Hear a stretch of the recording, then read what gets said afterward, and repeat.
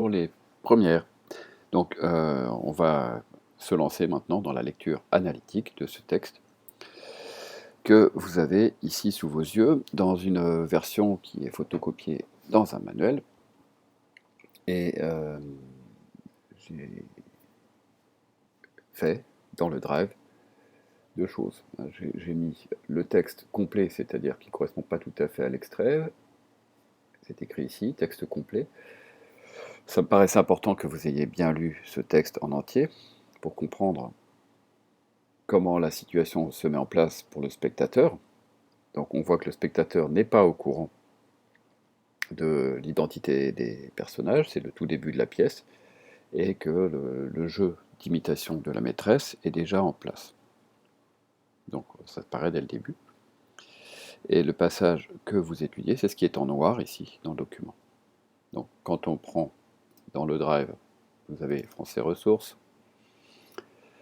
vous avez tous les textes qui sont étudiés dans l'ordre, vous avez un répertoire qui les contient tous, un fichier qui les contient tous, qui est ici, dans l'ordre, numéroté, et puis celui qui nous intéresse, c'est l'extrait présenté, c'est-à-dire ici, le texte 15, à ne pas confondre avec le texte complet, que je n'ai pas mis d'ailleurs en PDF pour éviter que vous fassiez la confusion. Voilà, donc l'extrait que vous présentez, et celui-ci, c'est la même chose que ce que vous avez vu sous la forme dans le manuel, mais ce sera plus facile si je l'affiche en grand comme ceci. Donc j'ai fait bien sûr cette version-là. Voilà, donc j'espère que c'est bien clair pour tout le monde, déjà pour démarrer. Alors ensuite, j'ai préparé pour vous une intro type et une conclusion type sous ce document que je vous mettrai à votre disposition. Je vous propose une introduction, petit raté, excusez-moi, une introduction ici, qui utilise la technique de l'entonnoir. Présentation de Jeunet dans le contexte de son époque, ça c'est cette partie ici. Je présente également son œuvre en général. Bon, et puis j'introduis la pièce, les bonnes. Ça c'est l'étape suivante. Une fois que j'ai introduit, je fais des retours à la ligne pour que vous voyez bien. En réalité, quand on le fait à l'écrit, bon là, vous n'êtes plus tout à fait concerné, mais on fait un alinéa. D'ailleurs, je vais le faire, en fait, ce sera fait. Voilà. C'est beaucoup plus simple. Voilà, je vais faire un magnifique alinéa. Hop, hop, voilà. Donc ça, c'est une deuxième étape de présentation est bonne. Donc je résume rapidement toute la pièce, puis je présente la scène dont nous parlons. Alors, ce que j'essaie de faire tout de suite, c'est de montrer qu'il y a un problème. Vous voyez, je dis qu'on a des attentes qui sont une attente liée à une exposition, et je montre que cette attente est contrariée. C'est-à-dire qu'en fait, on est étonné par quelque chose. Je le dis dès le départ, et j'en profite pour expliquer déjà ce que ressent le spectateur. Voilà, donc je parle un petit peu déjà du malaise du spectateur qui apparaît dans ce début de pièce. Et de ce malaise, j'en déduis la problématique qui coule de source parce qu'on a déjà le problème, posé le problème avant. Et puis là, j'introduirai plus tard, à partir de là, les étapes du texte. Chose que je vais expliquer après. Voilà, j'ai également anticipé la conclusion. Alors la conclusion, la voici. Il est important de savoir où on va.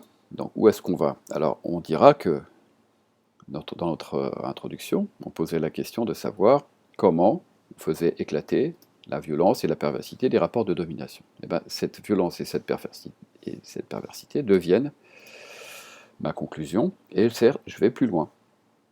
C'est-à-dire que je la constate d'abord, bon, on l'aura prouvé dans notre développement, ici, perversité à l'œuvre dans les rapports humains, c'est-à-dire que je vais un peu plus loin que simplement maître et valet. Donc ici, ma conclusion se montre dans un premier temps qu'on colle à la thématique du maître et du valet, puisque c'est le programme, la comédie du valet, et j'essaie de montrer en quoi ce texte répond à cette comédie du valet. On met en scène la perversité. Je vais faire un petit copier de... Voilà. Ah, ça veut pas. Pourtant, ça devrait... Voilà.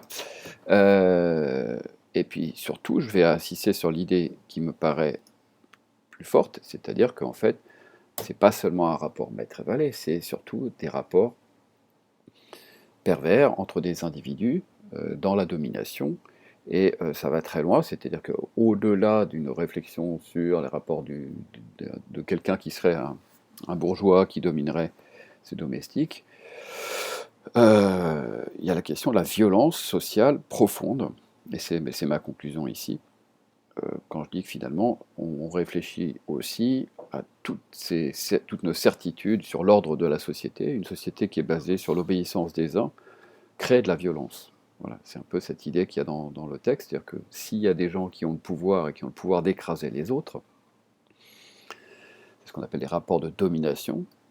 Ces rapports, on les observe entre les bourgeois et leurs domestiques, bien sûr, mais pas seulement, puisque les domestiques eux-mêmes se réapproprient dans cette pièce, ils se réapproprient cette violence en la retournant contre leur maître et en essayant de l'assassiner.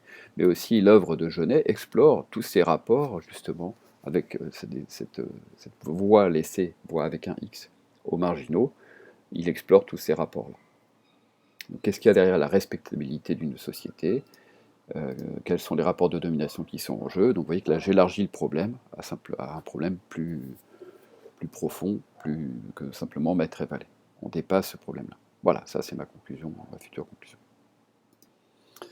Alors passons maintenant aux étapes du texte. Donc on va montrer, notre problématique est de montrer, je le remets sous vos yeux, hein. Notre problématique est ici. Ça, comment cette scène d'exposition troublante pour le spectateur, hein, malaisante si vous voulez, met en évidence la violence et la perversité des rapports de domination entre les humains. On pourrait dire ça comme ça. Bon, ici, entre des bonnes et leur maîtresse, mais aussi entre ces bonnes elles-mêmes, entre elles, entre sœurs et entre sœurs. Alors, combien il y a d'étapes? À mon avis, il y a deux grandes étapes qu'on va pouvoir observer, qui seraient dans un premier temps jusqu'à la ligne 15. On pourrait s'arrêter à la ligne 15 ici, et faire une séparation entre cette étape où, dans un premier temps, ce qui est mis en évidence, c'est un rapport de domination, un maître et un esclave, l'un face à l'autre. Donc on pourrait dire grand 1, la mise en évidence d'un rapport de domination du maître. Voilà. Dans un deuxième temps, il y a quelque chose qui s'inverse, et ça va beaucoup plus loin qu'un simple rapport de domination. C'est cette fois-ci la mise en évidence d'une humiliation profonde, avec un jeu de miroir qui fait que le spectateur est vraiment plongé dans une relation qui devient vraiment gênante et embarrassante. Donc en résumé, ce serait un grand 1, la mise en évidence d'un rapport de maître à esclave, d'un rapport de domination, et grand 2, ce serait un jeu de théâtre dans le théâtre, troublant, un jeu de piste presque, hein. Donc la mise en évidence d'une relation étrange, trouble, perverse. On verra plus tard dans les détails.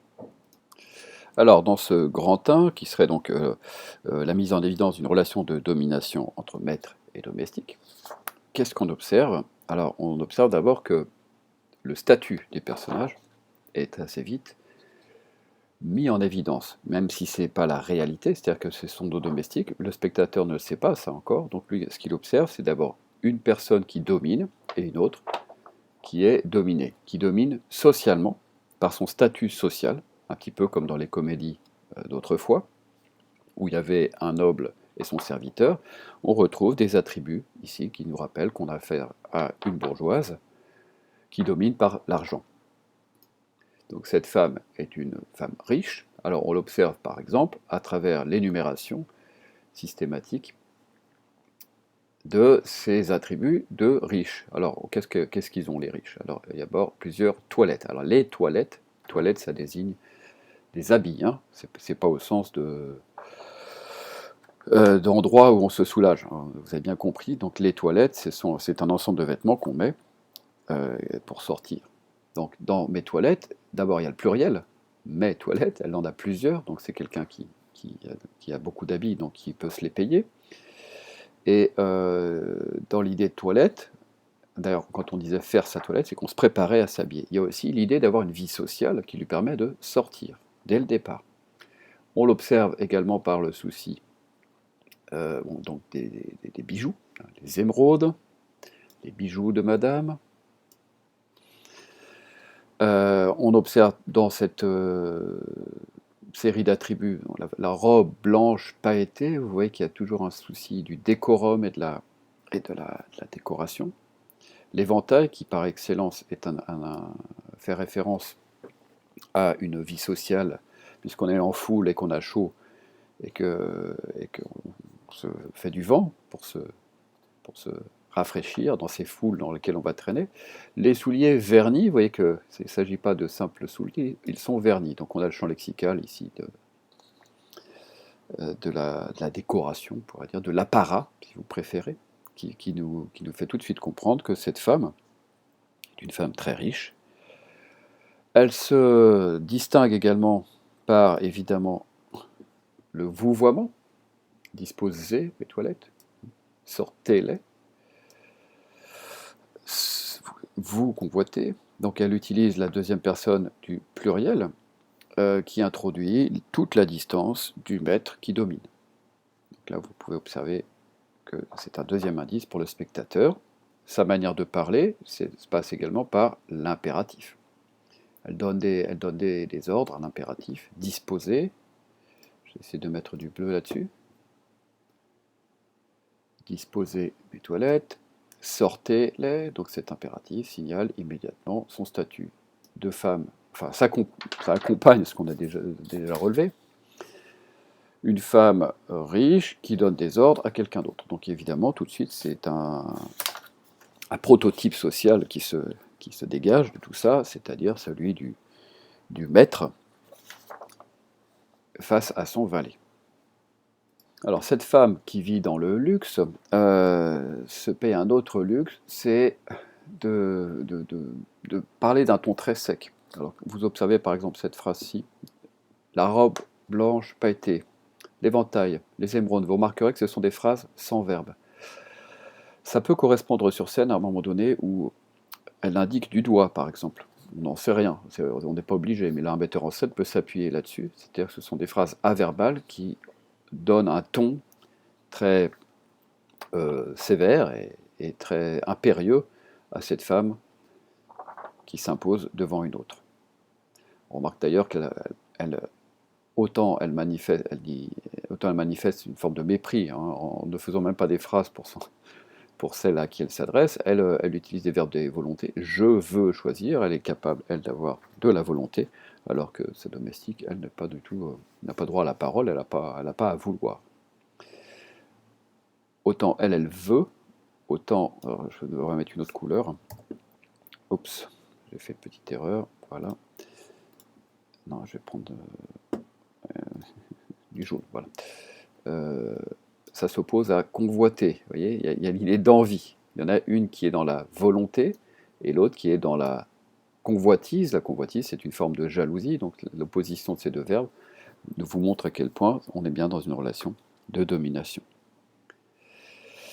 A l'inverse, la domestique, elle, apparaît clairement comme une domestique, puisque elle utilise une question. Ici, sa réplique, tous les bijoux de madame. Vous remarquerez qu'il y a le déterminant tous les bijoux de madame,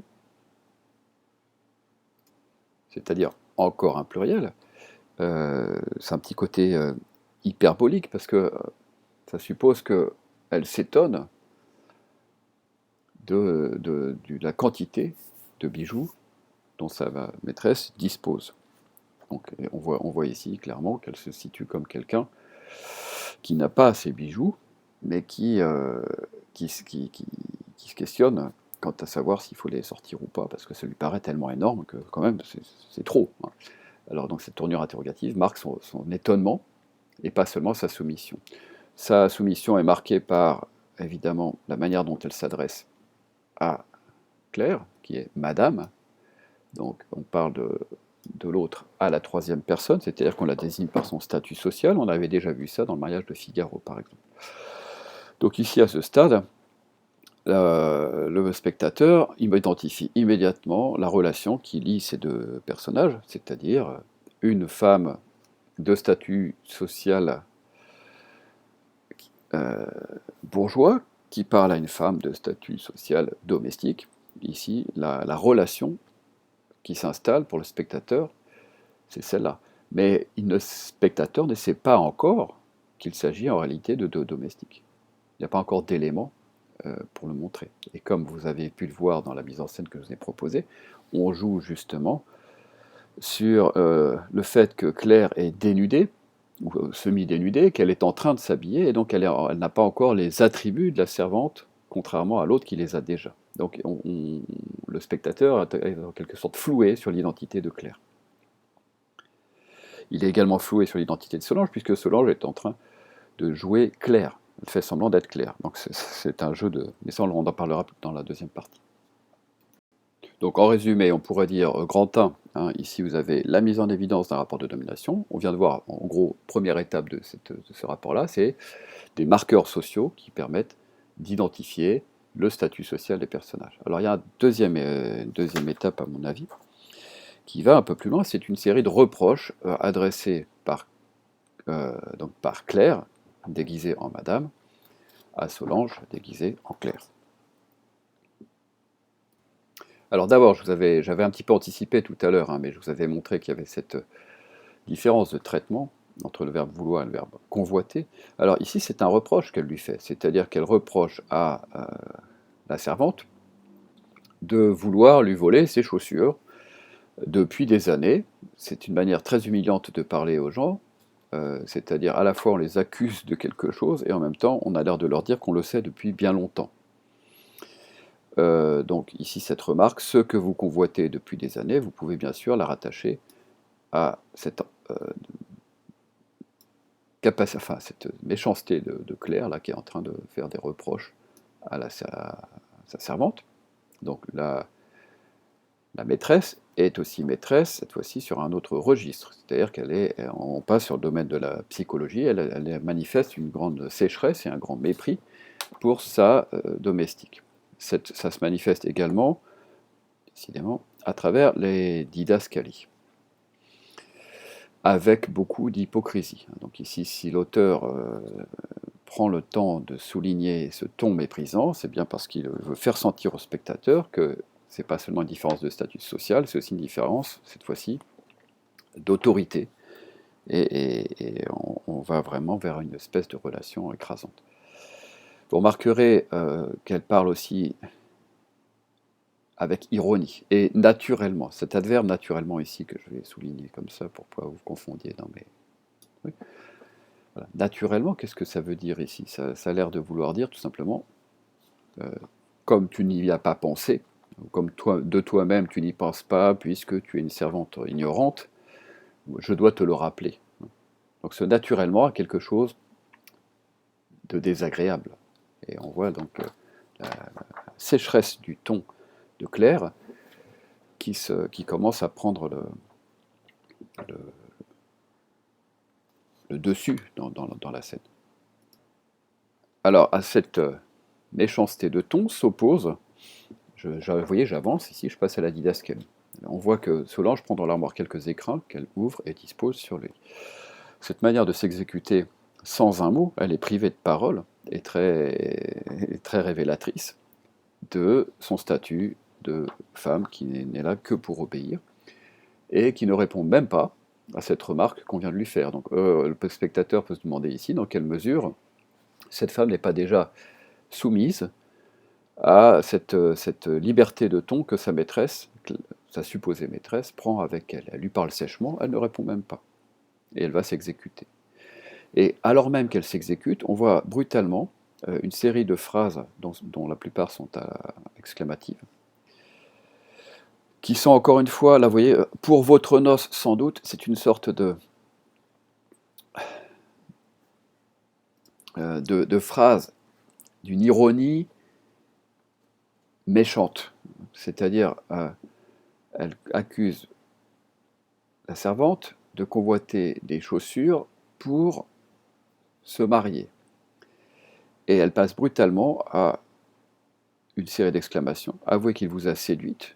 Donc elle introduit le cliché de la servante ou séduite par un laitier, il est question du laitier, qui l'aurait mise enceinte, que vous êtes grosse. Ici le terme grosse est un terme populaire. Donc, ici on joue bien sûr sur la sileps, c'est-à-dire c'est une insulte à deux titres, c'est-à-dire un, vous avez été mise enceinte par quelqu'un avec lequel vous n'êtes pas marié, et c'est une relation classique des valets, etc.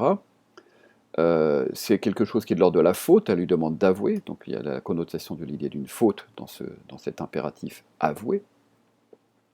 Il y a l'exclamation qui sonne comme une espèce de dégoût de la part de cette maîtresse, et donc la répétition aussi de cette injonction à l'aveu nous montre cette fois-ci que la maîtresse s'introduit dans l'intimité la plus profonde de la domestique, et qu'elle exerce un jugement méprisant sur sa domestique.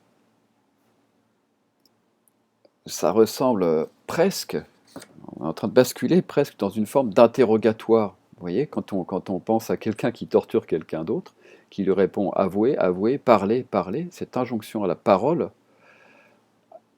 sur un domaine privé, c'est-à-dire le domaine de la sexualité de sa servante. Je ne vois pas en quoi ça pourrait regarder la maîtresse. On a envie de dire, mais c'est pas ses oignons. Vous voyez. Or là, ça le devient. Donc, vous voyez comment très rapidement, je fais une petite flèche là pour vous montrer que, hop, on passe pour le spectateur, on passe de l'identification du statut social à l'identification d'une relation de domination qui dépasse largement la simple fonction de domestique et de maître. Ça va au-delà, puisqu'on rentre dans le domaine du privé, on rentre dans le domaine de l'insinuation, de l'ironie, du jugement, de l'insulte, ou du moins du reproche formulé très très très très fortement. Donc on a vu en gros comment on voit cette relation de domination. 1, on identifie socialement. 2, on identifie une série de reproches. Et maintenant, c'est cette deuxième partie de la réplique, puisque l'autre n'a pas parlé. On va gagner en intensité et on passe directement au domaine de l'humiliation. Alors, qu'est-ce qui nous le montre? D'une part, cette didascalie qu'on ne peut pas rater. Solange s'accroupit. Vous avez donc à ces insultes ou ces intimidations, ce sont des insultes en fait de la maîtresse. Solange répond par une posture de soumission, puisqu'elle s'accroupit sur le tapis, donc il y a vraiment une posture qui est servile. Et se met à cirer les escarpins. D'ailleurs, je pense qu'il faudrait que je rectifie, crachant dessus, cire. Non, c'est les escarpins qu'elle va mettre. Ok, les escarpins, c'est des chaussures vernies. Alors, qu'est-ce que ça révèle, ce crachat? C'est assez étrange, parce qu'on peut y voir d'un sens pratique, c'est-à-dire, en fait, elle a besoin de cracher sur les escarpins, elle n'a même pas de quoi cirer les escarpins, donc elle est encore plus humiliée, puisqu'elle doit utiliser ses propres productions corporelles pour faire le travail que son maître lui demande de faire, mais aussi, bien sûr, on commence à sentir dans ce passage-là le futur mépris, donc là, le mépris qui va être celui des domestiques dans la suite de la pièce. Donc ici, ce crachat peut être pris à la fois comme un geste de soumission absolue et humiliant, mais aussi, là, je commence à laisser deviner, je mets une petite croix ici, pour le spectateur, il y a peut-être une piste de mépris qui évidemment va éclater par la suite. Alors, la suite de la réplique de Claire contient, encore une fois, des reproches. Je vous ai dit, Claire, donc ce passé composé, hein, qui sonne comme un constat, et c'est ce qu'on dit au début d'un reproche. Surtout quand on l'accompagne d'une interpellation comme celle-là, l'apostrophe, je vous ai dit Claire, d'éviter les crachats. Vous avez dans éviter une atténuation, un euphémisme, qui montre tout le mépris de la maîtresse. C'est-à-dire qu'elle pense que, elle signale que la domestique ne peut pas s'empêcher de cracher. Mais elle lui a demandé de ne pas le faire. Donc il y a un double mépris de sa part. On voit que ce reproche est immédiatement suivi d'une série de phrases qui sont cette fois-ci très humiliantes. Donc là on passe vraiment clairement à l'humiliation. C'est un subjonctif qui exprime l'idée ici d'un ordre et d'une grande violence, puisque justement ça se passe par le subjonctif qui introduit une espèce de distance froide. Qu'ils dorment en vous, ma fille, qu'ils y croupissent. Vous avez une progression entre dormir et croupir.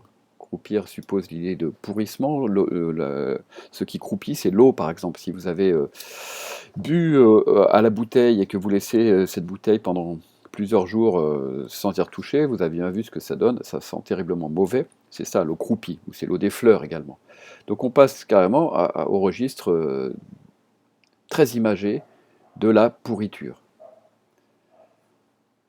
Donc ces phrases injonctives, elles sont très violentes.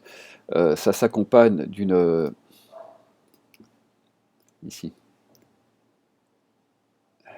d'une interpellation de Claire comme ma fille. Là aussi, cette manière de désigner la supposée domestique introduit une sorte de pseudo-affection méprisante, c'est-à-dire qu'elle rappelle l'autorité, puisque si elle est sa fille, elle est sa mère, donc elle peut lui donner des ordres, mais ça montre aussi qu'elle, elle peut se permettre de l'appeler avec des termes affectueux, alors qu'elle est en train de la mépriser. Donc c'est d'autant plus cruel d'appeler quelqu'un avec des termes affectueux, quand en réalité on est en train de l'insulter de la manière la plus terrible qui soit.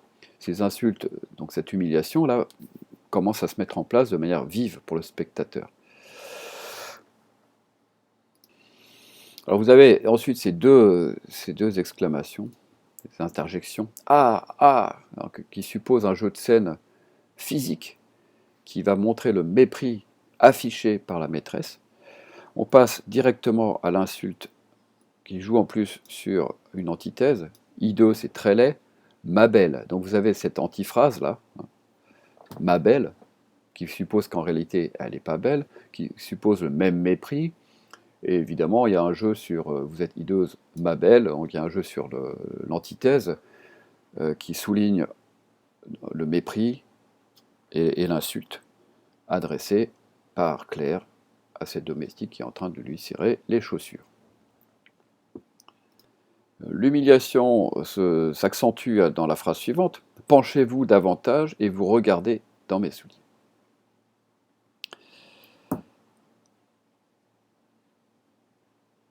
Alors, qu'est-ce qu'elle va regarder? Elle va se regarder elle-même. Vous verrez dans vos souliers, dans mes souliers, comme vous êtes hideuse. C'est ça l'idée. Et elle tend son pied pour que Solange examine. Vous voyez qu'ici, il y a un geste d'humiliation qui accompagne l'idée de l'humiliation. Elle lui demande de s'accroupir, donc la posture je m'y perds dans les noms. La posture de Solange, oui, va être une posture encore plus humiliante. Pourquoi? Parce qu'elle va regarder les pieds, donc évidemment c'est un signe de soumission absolue. Et qu'est-ce qu'elle va regarder dans les pieds de sa maîtresse? Sa propre laideur.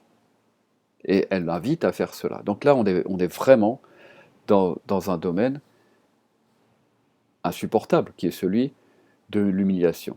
Et puis ça s'accumule avec ces deux questions rhétoriques,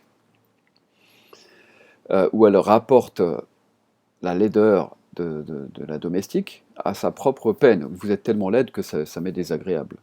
Donc elle se plaint de la laideur, d'avoir à supporter la laideur de sa domestique. Avec en plus une expression qui devient cette fois-ci, ça fait un peu la transition avec la suite. C'est-à-dire que là, on sent vraiment qu'on est au comble de l'humiliation. On était passé de l'identification du statut du social à une série de reproches qui deviennent de plus en plus forts, à cette fois-ci une humiliation physique de la domestique et une humiliation morale également, puisqu'elle l'insulte. Ici, alors, excusez-moi, je fais une petite pause. Oui, alors il y a une espèce de parallélisme ici que je trouve étrange, parce que c'est une expression très poétique, mais c'est une expression poétique qui est déplacée. Les voiles de votre salive, donc nom, groupe nominal prépositionnel, nom et complément du nom, si vous préférez, brume, de vos marécages. Alors évidemment, ça met ces deux expressions en parallèle. Qu'est-ce qui se met en parallèle? Alors ici, le mot voile désigne les traces de salive laissées sur la chaussure, mais introduisent aussi l'idée de quelque chose de errant. Les voiles, c'est par exemple un voile de fumée, quelque chose qui cache la vue, l'ignorance, la bêtise, l'esprit obtus. La brume, c'est la même idée. Et cette fois-ci, autant la salive, on voyait de quoi il était question, c'est-à-dire il est question de la salive physique de la servante, mais là, les marécages, on revient à cette idée de pourriture qui était évoquée juste au-dessus quand il disait croupir, qu'ils y croupissent. Elle désigne donc sa servante par ce qui la caractérise, c'est-à-dire la pourriture, le croupissement. Donc on est dans l'abject et dans l'insulte absolue. Le tout sous une forme de modalité de phrase, sous une modalité de phrase qui est la tournure interrogative, et c'est une question rhétorique, qui est une provocation pure. Donc voilà, ici je pense on a assez d'éléments pour montrer qu'on progresse vraiment, très rapidement vers une forme d'humiliation très forte. Voilà, ça c'est pour la première partie. Donc je reprends pour être sûr que vous arrivez bien à suivre et à repérer les éléments importants. On pourrait dire en gros, grand 1, la mise en évidence d'une relation de domination. Comment? D'abord, domination sociale, ensuite, série de reproches qui tendent vers l'insulte, et, ça se confirme, une humiliation qui va même jusqu'à l'humiliation physique et morale, une humiliation de la servante. Donc ici, à un moment donné, comme en plus de ça s'accompagne d'une expression anormalement poétique dans la bouche de quelqu'un qui profère des insultes, on est ici dans un moment de bascule pour le spectateur qui se demande à quel moment, jusqu'où ça va aller, comment est-il possible que la servante se laisse humilier à ce point. Ça devient insupportable. Ça me fait penser à un film que je vous recommande qui s'appelle Rome, ville ouverte, dans laquelle en fait on oblige quelqu'un à assister à la torture de son camarade. Et dans ce film, on ne voit jamais la torture, on voit simplement les yeux de celui à qui on a demandé d'assister à la torture. Et j'ai envie de dire que le spectateur ici est un petit peu comme quelqu'un qui voit un autre commencer à torturer l'autre et qui a forcément envie de réagir.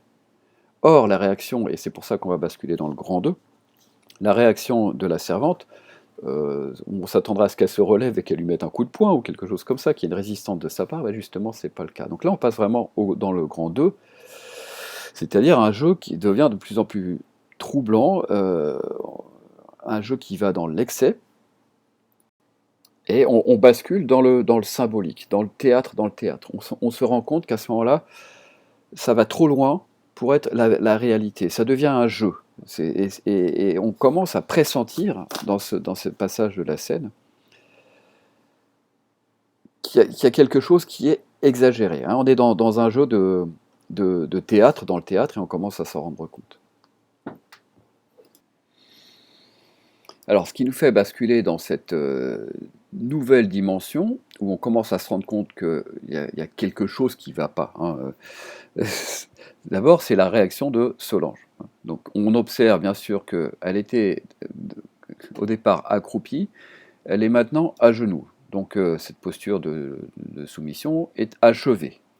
L'agenouillement, c'est ce qu'on fait devant une autorité absolue. Bon. Étonnant, c'est qu'elle est très humble. Alors, une réaction humble à une série d'injures avérées, voilà quelque chose qui nous paraît malsain. il y a quelque chose qui est de l'ordre de l'acceptation de la part de Solange de quelque chose qui n'est pas acceptable. Ici, le spectateur a probablement envie de se lever et d'aller mettre son poing dans la figure à Claire qui joue la maîtresse, donc aller mettre son poing dans la figure à la maîtresse, et c'est bien entendu ce que Jeunet a envie de faire, mais bien entendu, c'est le jeu qu'elles sont en train de jouer entre elles. Donc là, c'est comme si on était dans un jeu de miroir, on rentre dans leur jeu à elles, qui est d'aller le plus loin possible pour que l'humiliation soit la plus terrible possible et pour que leur envie de vengeance soit encore plus terrible. Donc l'humiliation de Solange, ici, c'est une humiliation volontaire, et là, on rentre directement dans un jeu pervers qui fait que quelqu'un nie l'autre et l'autre l'accepte, et il rentre dans ce jeu. C'est exactement ce qui se passe dans les relations perverses. On parle beaucoup de pervers narcissiques, etc. C'est-à-dire des gens qui écrasent l'autre, qui le nient, et l'autre accepte de se laisser écraser. Et ici, c'est exactement ce qui se passe. Donc, par sa posture, par son désir. Alors, la voici qui prend enfin la parole à la première personne, pour la première fois. Je désire, donc on pourrait s'attendre à, par exemple, du respect. Et la proposition qui suit, que Madame soit belle, j'en profite, si vous identifiez ici une proposition conjonctive, qui est complétive, elle est complément d'objet direct du verbe désir. Donc, que Madame soit belle, on est obligé de faire d'utiliser l'impératif, le subjonctif, puisqu'on a introduit ici, avec que. C'est l'expression d'un vœu qui ne la concerne pas elle. C'est comme si sa maîtresse, Madame, était devenue le centre du monde. Et elle répond à l'injure par une humiliation accrue. Elle en rajoute dans l'humiliation. Vous voyez, c'est en cela que la relation qui s'installe est une relation qui joue sur la perversion ou la perversité. Vous pouvez vérifier ces définitions que je vous ai données par ailleurs. Donc ici, il y a une surprise qui vient du fait que Solange, qui est en train de jouer Claire, s'humilie et va encore plus dans le sens de l'humiliation, alors qu'on aurait pu s'attendre à l'inverse. Donc on peut s'interroger sur sa sincérité, on peut se demander, mais est-ce que Solange est en train de jouer? Et vous voyez qu'ici, il y a une bascule qui se fait pour le spectateur, c'est-à-dire, mais qu'est-ce que c'est que cette histoire? À quoi elle joue, celle-là? Donc, si elle joue, c'est bien qu'il y ait une relation dans l'autorité, qui est de l'ordre du jeu, et on s'amuse à s'humilier les uns les autres, et là on commence à nous développer une réflexion sur ce que c'est que l'autorité, quand j'obéis à quelqu'un, dans quelle mesure je le fais pour jouer un rôle, quel rôle je joue, quel rôle j'ai décidé de jouer devant cette humiliation. Donc ici, on a une réflexion qui dépasse simplement la relation maître-valet. Là, on va très clairement faire une réflexion sur le jeu pervers entre deux individus qui jouent à s'humilier les uns les autres. N'oubliez pas à ce titre que Solange est en train de jouer Claire. Donc en fait, Claire est en train d'insulter sa propre image. Alors ça, nous, on le sait, mais le spectateur va le découvrir après. Ça va éclater au moment où il aura compris qui est qui. Alors, il y a un motif aussi qui apparaît, et qui est très intéressant à mon avis, c'est cette idée justement d'un jeu de miroir. Vous savez, quand on met deux miroirs les uns en face des autres, et qu'on se regarde, on se voit sous plein d'angles différents, on ne sait plus où on est, qui est l'original, quoi. Ce motif du miroir, il est déjà apparu un petit peu avant, quand je vais l'entourer ici. Vous regarderez dans mes souliers. Ici, la réponse qui est faite à ce jeu de miroir, c'est quand elle s'arrange dans la glace. Donc il y en a une qui doit se mettre à genoux pour se regarder dans les chaussures de l'autre, tandis que l'autre se regarde dans la glace. Donc dans la glace, dans mes souliers, voilà les miroirs qui se mettent en place et qui commencent à créer du trouble pour le spectateur. Ce trouble tient au fait que on ne sait plus si c'est un jeu ou si c'est de la réalité. Dans quelle mesure elles ne sont pas en train de jouer la comédie. Donc là, il y a des indices qui permettent au spectateur, à ce moment-là, de se poser des questions. C'est d'autant plus compréhensible qu'elle s'arrange dans la glace, ici, donc il y a l'idée de coquetterie qui s'installe. Elle s'arrange dans la glace. Peut-être que Claire est en train de se regarder, en train de jouer le rôle de la maîtresse. Alors, est-ce qui elle est là ou est-ce qu'elle regarde elle-même en train de jouer la maîtresse. Donc qui est qui? Il y a comme une sorte de perte d'identité ici qui est très, très, très clairement sensible pour le spectateur, avec tous ces miroirs où les gens se regardent et on se demande qui fait quoi et qui est qui.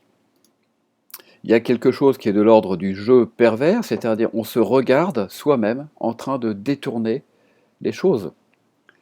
C'est-à-dire que elles jouent à la fois quelqu'un, donc elles sont dans leur rôle, mais en même temps elles restent elles-mêmes. Et quand elles se regardent dans les différents miroirs qui leur sont tendus, c'est elles-mêmes qu'elles voient aussi en tant que servantes. Donc vous voyez qu'il y a vraiment ici la mise en évidence d'un jeu pervers, tout simplement, qui crée un grand trouble pour le spectateur et une envie de réagir. Et c'est justement ce que je pense Jeunet cherche à faire, c'est-à-dire que qu'est-ce qu'on a envie de faire devant cette femme? De passer à l'acte, c'est-à-dire de la faire disparaître, hein, de la tuer. Or, qu'est-ce qui se passe justement pour les servantes? Ben, c'est ça, elles veulent s'encourager à aller jusqu'au bout de leur acte, c'est-à-dire se, entrer dans un jeu où elles caricaturent tellement la méchanceté de leur maîtresse que finalement il ne restera plus qu'une chose, c'est détester. Et d'ailleurs, ça paraît sous forme d'une question rhétorique, n'est-ce pas? Un petit peu comme si elle savait d'avance qu'elle allait jouer ce jeu. Euh, Ensuite, il est question de détester. Donc, on fait éclater la vérité au grand jour. Et cette vérité, c'est bien entendu ce que les servantes veulent faire éclater à leurs propres yeux. Elles veulent que cette détestation qui est la leur puisse être légitime. Alors la phrase qui suit est un petit peu difficile à comprendre. Vous m'écrasez sous vos prévenances, sous votre humilité, sous les glaïeuls et le réséda. Donc ici, c'est un aveu d'échec pour cette supposée maîtresse. Vous m'écrasez, c'est-à-dire qu'elle perd, elle est détestée. Donc, d'ailleurs, vous remarquerez que c'est la même structure à chaque fois. Il y a un parallélisme syntaxique. Vous, sujet, me, la première personne qui se retrouve objet, et détester le verbe. Même chose ici. Un sujet, objet sous forme de pronom, me, et écraser. Donc en fait, l'action ici supposée, c'est détester, écraser. Alors, avec quoi? Avec vos prévenances, c'est-à-dire la prévenance, c'est quand on anticipe les désirs de quelqu'un. Cette énumération, avec évidemment la reprise de la préposition sous, introduit donc une sorte d'accumulation sous vos prévenances, sous votre humilité, là il s'agit de qualité morale, et puis la fin de l'énumération nous fait basculer brutalement dans le symbolique, hein, les glaïeuls et le réséda, donc des fleurs et des plantes qui sont supposées avoir des vertus, et qui sont supposées justement représenter la gentillesse. Donc voilà, vous avez une manière de renverser les valeurs ici, qui est justement ce à quoi les deux servantes voulaient arriver. C'est-à-dire qu'il n'y a pas d'autre solution que celle de détester sa maîtresse. Le geste qui est signalé par la didascalie, elle se lève et d'un ton plus bas, montre également qu'on est en train de basculer à ce moment-là vers autre chose. C'est un petit peu prémonitoire. Si elle baisse son ton, c'est bien qu'elle a conscience que quelque chose est en train de se passer. Le fait de se lever est aussi peut-être un moyen d'introduire du mouvement et de casser un rythme qui s'était installé. Et puis, la phrase qui vient après introduit directement l'idée de mort, c'est mortel. Il y a trop de fleurs, c'est mortel. Donc la fleur, vous voyez que les glaïeuls et les résédas nous font penser à un cimetière, donc c'est un petit peu prémonitoire puisqu'il est question d'assassiner la maîtresse. Et le jeu miroir continue, donc on parle d'assassinat. On s'encombre inutilement. Alors, on s'encombre de quoi? On peut le prendre dans plein de sens. On peut le prendre au sens strict, ça c'est une sileps. Hein. On peut le prendre au sens, on a trop d'objets, on a trop de fleurs chez soi, ça encombre. Mais on peut le prendre dans un deuxième sens, qui est celui de se dire, nous autres les bonnes, nous nous encombrons inutilement avec des prétextes moraux, on ne va pas s'encombrer et on va passer à l'action. C'est-à-dire, on s'encombre sur le plan moral. On a trop de scrupules. Donc vous voyez, on peut le prendre dans ces deux sens, concret, abstrait. C'est bien une sileps qui révèle un petit peu la suite des événements. Et il y a toutes ces prémonitions qui nous font comprendre qu'en fait, il est question de tuer cette maîtresse. Avec en parallèle, bien sûr, comme on l'a vu tout à l'heure, tout ce jeu du miroir qui continue. Un futur qui laisse attendre quelque chose d'étonnant. Je serais belle, comment ça, je serais belle dans mon cercueil? Elle se regarde, vous voyez comment tout devient à double sens et très perturbant pour le spectateur. Vous remarquerez aussi la négation, là ça peut faire une belle question, là, plus que vous ne le serez jamais. Ça c'est ce qu'on appelle un nœud explétif, un nœud explétif. Vous ne serez jamais aussi belle que moi. Donc c'est une négation absolue ici, euh, qui est au futur encore. Donc quel est ce futur et pourquoi est-ce qu'elle introduit cette idée d'un absolu, qui fait référence là aussi à la mort, donc on peut parler du champ lexical de la mort, si vous voulez, mortel, les glaïeuls, le futur qui sonne comme une prémonition. Et voilà, et après on rebascule à nouveau dans le jeu du départ, c'est-à-dire le jeu de l'humiliation euh, entre la maîtresse et la servante. Mais tout ce passage-là, vous voyez qu'il est vraiment extrêmement complexe parce que on joue sur à la fois l'identité réelle des personnages, c'est-à-dire deux servantes qui jouent à la maîtresse, on va dire, pour pouvoir encore mieux détester la maîtresse et pour que la maîtresse sente qu'elle va se faire assassiner et que ça sera bien fait pour elle, en quelque sorte. Et puis, l'image pour le spectateur de quelqu'un qui est en train d'humilier de la manière la plus répugnante possible une autre personne, mais cette personne joue le jeu de l'humiliation et se laisse complètement dominer. Donc on assiste à un jeu pervers qui nous pousse à nous questionner sur la nature de nos relations d'autorité, quelle qu'elle soit. C'est pas simplement ici maître et servant, maître et serviteur. Voilà. Donc après, bon bah le mépris, on retourne au mépris qu'on avait déjà remarqué. Ce corps, cette face, donc vous voyez que ça suppose des mouvements sur la scène. On est dans la pragmatique ici. Ce sont des déterminants démonstratifs. La manière de désigner, on parle de visage, on ne parle pas de face. On voit qu'il y a un énorme mépris de sa part. Il y a du mépris qui se manifeste également dans les termes qu'elle utilise. Jeune laitier ridicule vous méprise. S'il vous a fait un gosse, vous voyez cette expression qui est extrêmement méprisante, qui est populaire aussi, hein, pour désigner éventuellement un heureux événement, comme on pourrait dire. Et puis le jeu un peu outré de Solange qui répond à ce outré outrancier. Vous voyez, oh, mais jamais je n'ai. Donc on retourne dans le domaine très étrange de celui de la sexualité qui est immédiatement évoqué, la séduction, le sexe qui vient s'ajouter à cette question qu'on avait déjà relevée, ce jeu pervers. Donc elle introduit dans ce jeu de domination la question de la sexualité. Donc là, c'est le pompon, quoi. C'est ce qu'il y a de plus, évidemment, de plus troublant, c'est cette manière de venir piétiner les plates-bandes intimes et la sexualité des gens, le tout au cœur d'un jeu pervers, avec des protestations qui nous paraissent, là encore, pas tout à fait sincères. Hein. C'est plutôt justement le plaisir de jouer à s'humilier en exagérant avec des interjections, par exemple, en niant avec jamais. Vous voyez, donc là, il y a toute une insistance qui participe de ce jeu pervers entre les deux servantes, dans lequel elles introduisent une nuance de perversité sexuelle, hein, de perversion sexuelle ici, puisqu'on est vraiment dans un rapport sadomasochiste. Voilà, donc vous voyez clairement que ce texte, donc là, c'est pour ce grand 2, hein, qu'est-ce qu'on peut dire? On peut dire qu'on sent basculer, on sent le malaise arriver à son comble à la fin de cette dernière réplique et par cette réaction ici de Solange. Donc le malaise est vraiment patent par la soumission exagérée de la servante. 2, un jeu de miroir se met en place qui crée le trouble et qui nous révèle un jeu pervers. Et 3, on sent pointer la menace tragique, celle d'une mort qui approche, et cette mort vient en plus s'associer à l'idée de sexualité. Donc on n'est pas loin d'une espèce de cérémonie un peu perverse, qui nous plonge vraiment dans le domaine inquiétant des perversions au sein d'une relation de domination. Voilà.